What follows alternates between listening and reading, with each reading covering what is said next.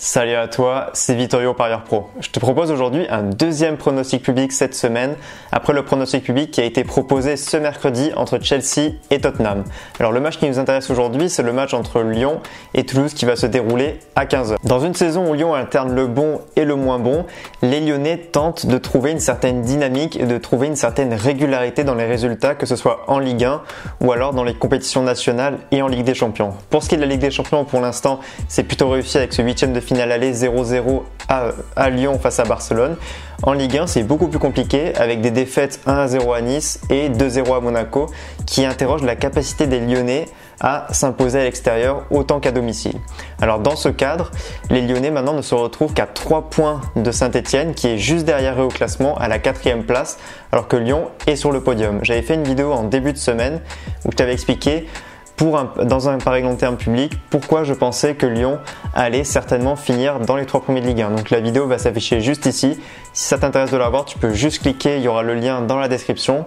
Mais ce qui nous intéresse aujourd'hui, c'est de savoir si Lyon va, à l'issue de cette journée, réussir à conserver cette 3e place et surtout continuer à faire un pas en avant pour gagner en régularité, pour sécuriser ce podium d'ici la fin de saison. Ce qu'on peut dire de la dynamique lyonnaise, c'est que contrairement aux apparences, je pense que Lyon est quand même dans une dynamique qui est positive. C'est-à-dire que la défaite la semaine dernière 2-0 face à Monaco n'a pas vraiment montré forcément beaucoup de lacunes côté lyonnais. Elle en a montré quelques-unes tout de même, notamment au milieu de terrain avec Aouar et Ndombele qui commencent à être fatigués, et une équipe qui paradoxalement ne fait pas tant de turnover que ça, avec une ligne d'attaque qui est sensiblement la même. Donc là, Nabil Fekir va revenir, mais au niveau de l'attaque, on a Dembélé, on a Depay et Traoré qui globalement sont alignés. Il y a beaucoup de Lyonnais qui demandent notamment à ce que Maxwell Cornet joue davantage dans le secteur offensif. Donc contrairement à ce qu'on a pu penser la semaine dernière avec cette défaite 2-0 face à Monaco, Lyon est tombé sur une équipe qui, là, si le championnat débutait maintenant, Monaco finirait certainement sur le podium avec Lyon et Lille. En tout cas, ce serait très disputé. Donc en fait, Lyon a disputé un match vraiment très difficile la semaine dernière lorsqu'il y a eu cette défaite 2-0 face à Monaco.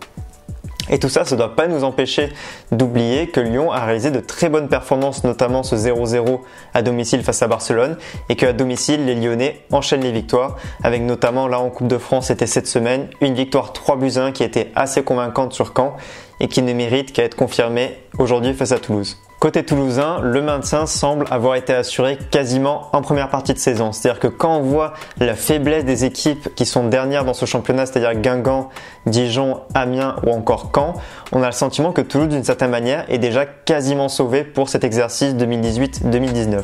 Et ce dont on se rend compte, c'est que Toulouse, là à domicile, a joué face à Angers, Caen ou encore Reims et n'a pas réussi à gagner un seul match. Et ils ont perdu en déplacement 2-1 face à Monaco.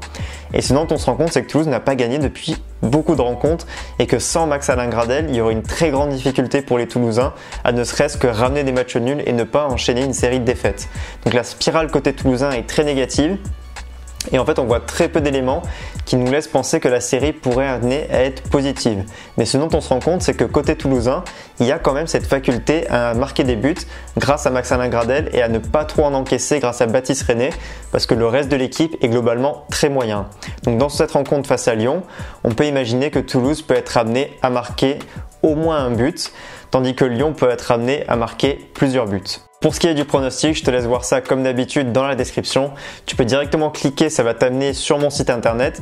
Tu auras accès en bas de l'article au pronostic et tu pourras bien sûr naviguer sur mon site internet pour voir s'il y a d'autres éléments qui peuvent t'intéresser.